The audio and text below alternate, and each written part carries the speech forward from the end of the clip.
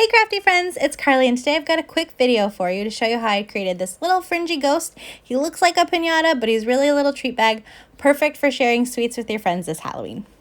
To create my treat bag, I'm using the Essentials by Ellen 2-in-1 box, which is a really fun box tie that you can also make into a little gift bag. So if you picture like a brown grocery bag, that's kind of the style. Now I've cut 2 of them out of 110-pound cardstock, and I'm just going over all the folds with my bone folder. Now when I assemble the bag, I only need one base, so I'm going to just grab some scissors and just cut off one of those bottoms and recycle it. I don't need it for this project. Next, to assemble my bag, I've got some really strong double-sided tape on all of the little tabs. I'm going to remove the liner paper, fold everything over, get it all assembled.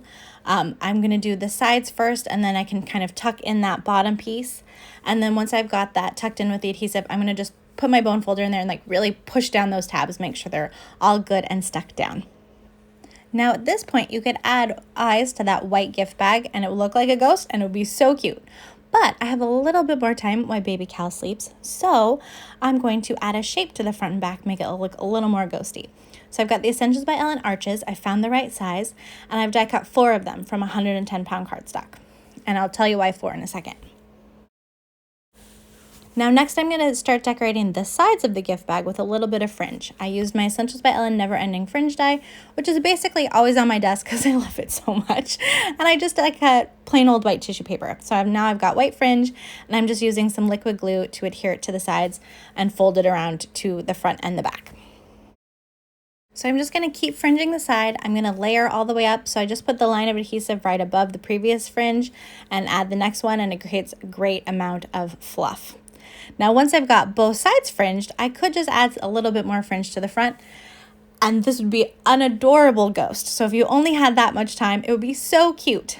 It would be rectangular shaped, but so cute, everyone would know it was a ghost.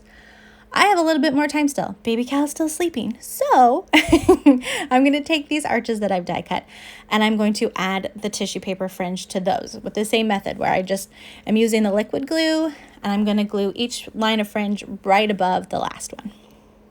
Now, once I've hit the top of that arch, I'm going to flip it over, and I'm going to add a little bit of that liquid glue along the top of the arch and put the last piece of fringe there and then fold it over to the front.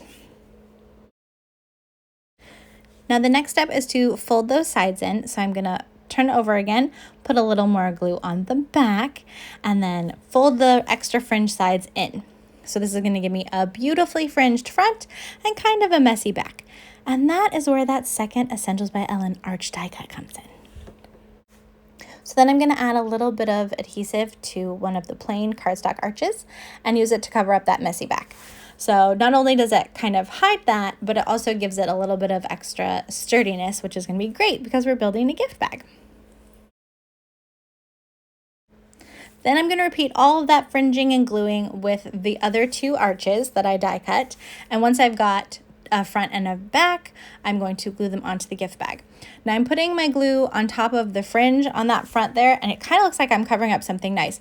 But those were just my sides I folded in. They didn't actually have to be that long. I could have made them shorter, and then you would be able to see more of the plain gift bag. But it doesn't really matter either way because I'm covering it up. So I'm going to glue on that front and then glue on that back and really press it for a few minutes to make sure that glue sticks. And then I've got the shape of my gift bag, and it turns out so cute. Next, my little ghost needs a face, so I've just used some different size circles for his eyes, and then also for his mouth, I die cut a circle and I used a bigger circle to make it into a smile. And finally, you could totally leave it as just a little standing bag, but I wanted to add a little handle in case I put it on maybe a doorknob or something like that. So I just used a hole punch to punch some little holes in the sides, and then threaded in some twine with a cute little tag, and I was ready to go. I'm really happy with how my ghost turned out. I love that he looks like a piñata, but he didn't take as much time to make as a piñata. I can't wait to give him to someone, and also maybe make some more, like maybe a pumpkin and a ghost. I'll have to work on that. So anyway, thanks so much for watching. Hope you have a great day.